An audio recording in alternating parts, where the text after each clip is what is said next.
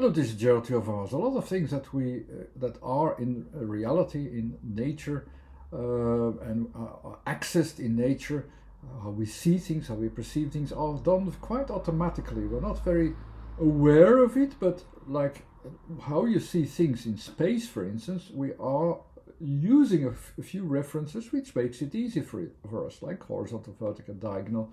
Within these frames, you can easily pinpoint the right position in space.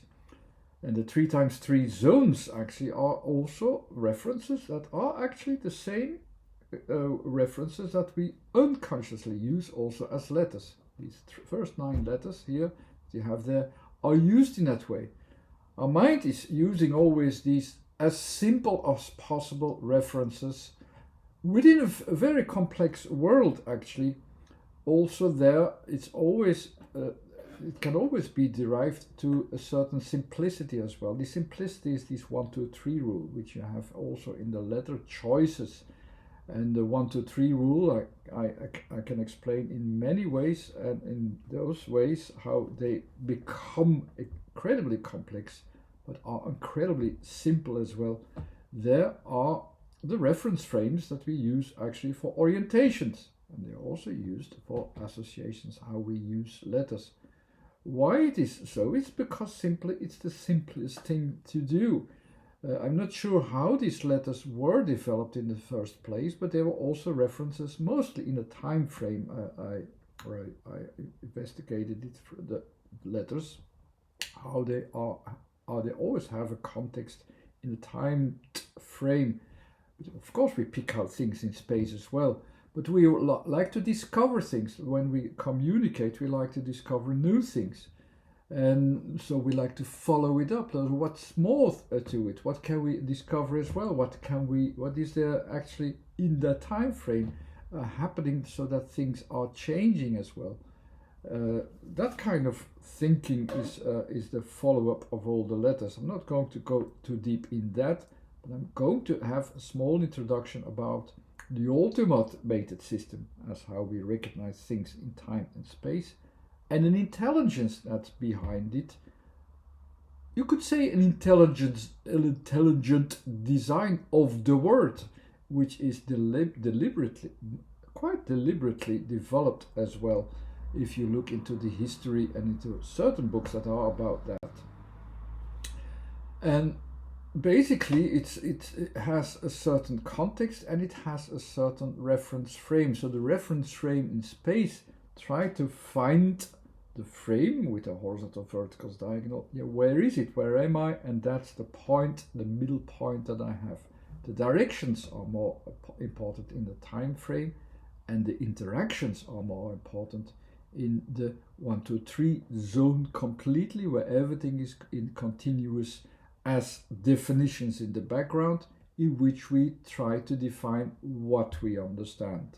That's basically also a small resume of that theory.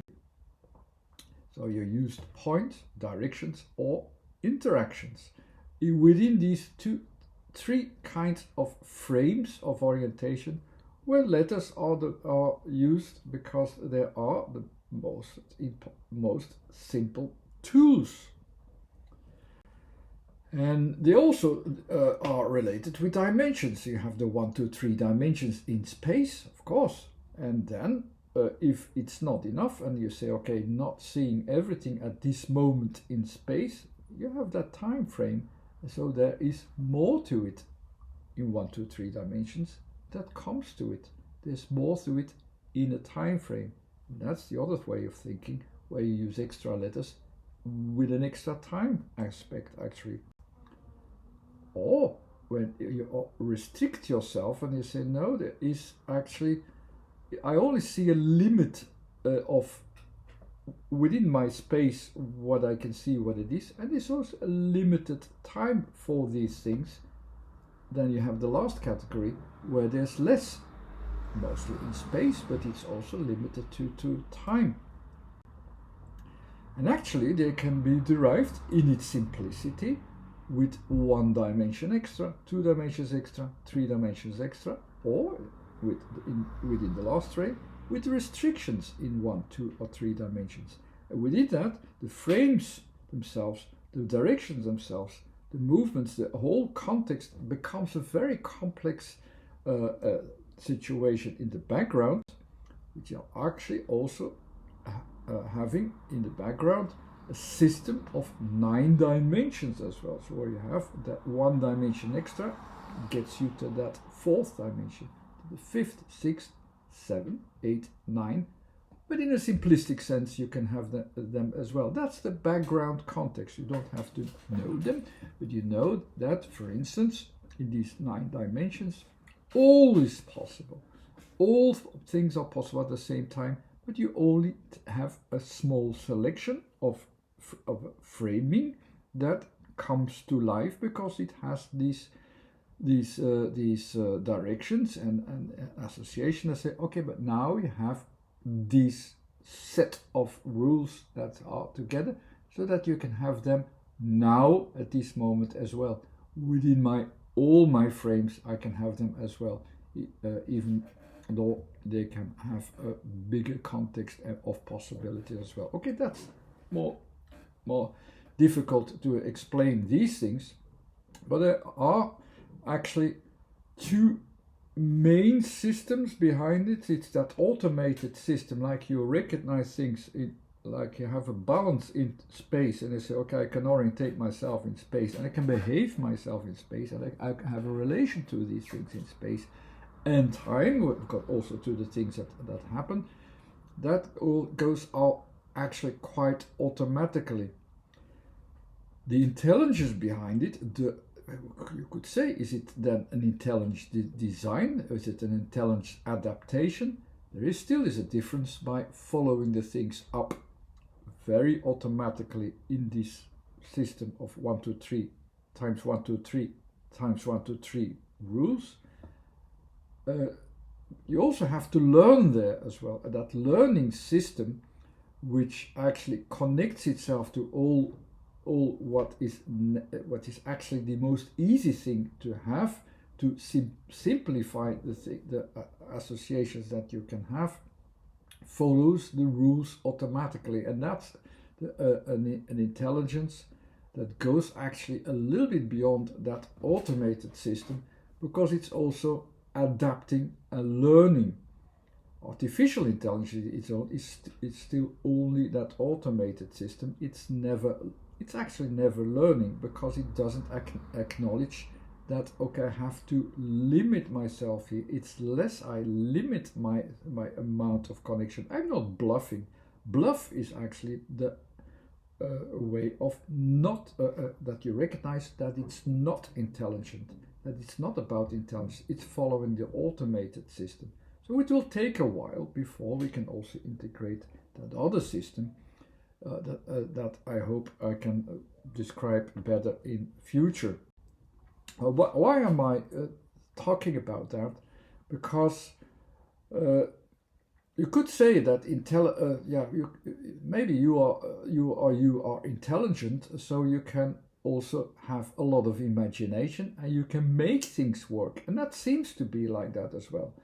Because, for instance, when I'm giving, for instance, a couple of contradictory things, and they tell me, is there any connection? I can make up a connection. I can make that up. So isn't that then you could also ask yourself, isn't that what you're doing with these letters and word combinations as well?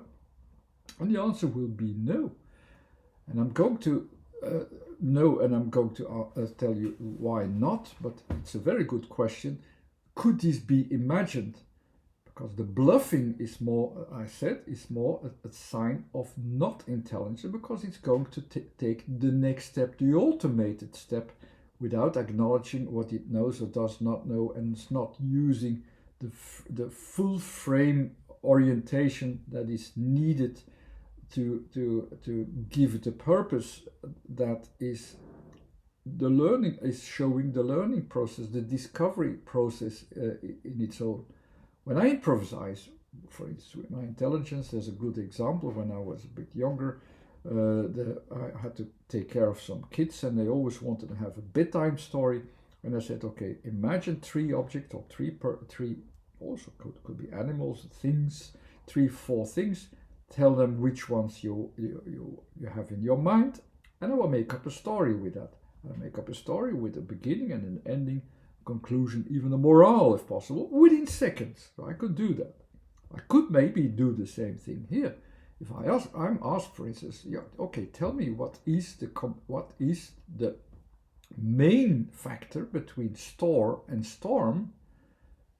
A normal person would say, okay, store and storm has absolutely nothing in common, store and storm.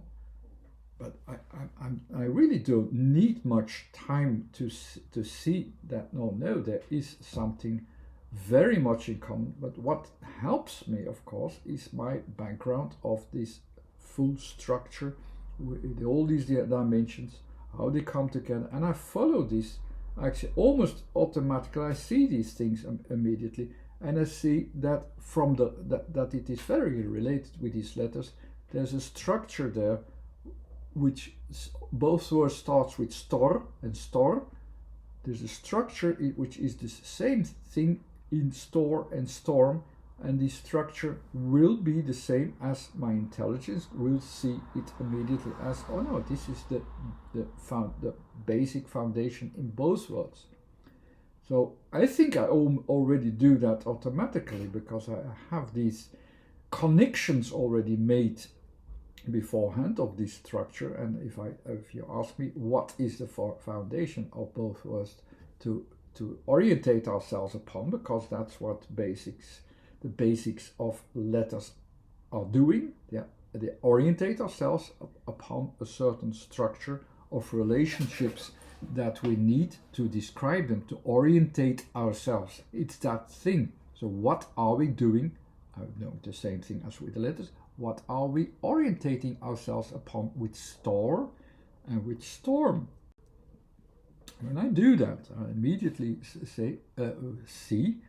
immediately recognize that these, what do they have in common? What do these things have in common? They both are containers.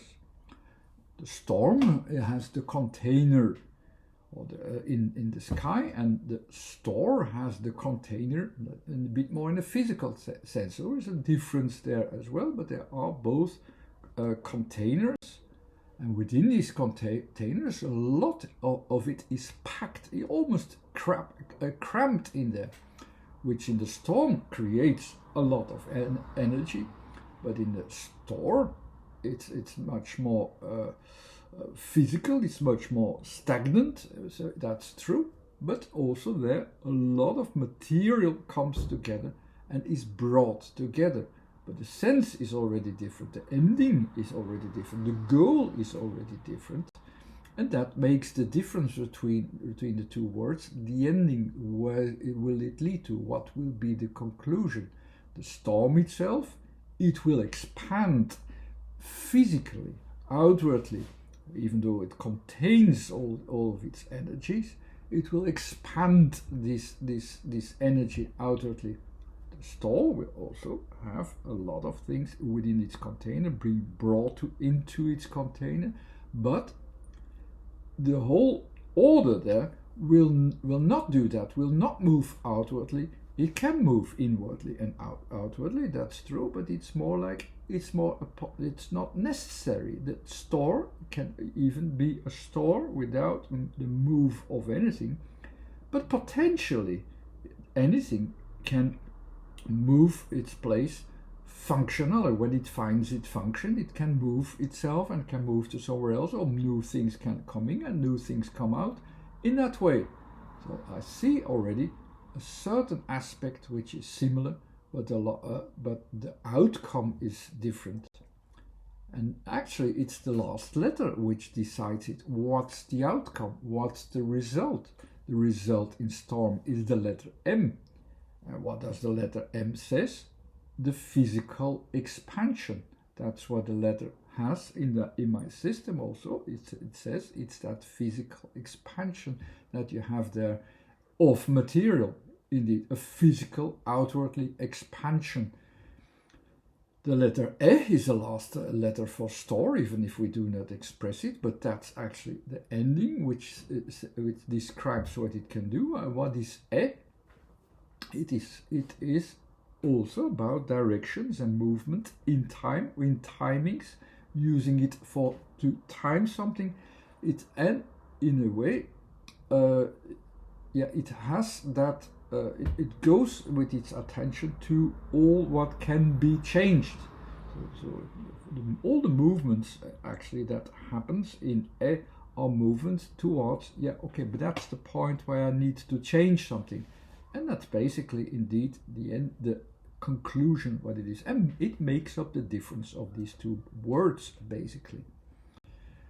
So you see here the S's. S's are like the influences that come in, or the outside influences that come in, or the frame of influences as well.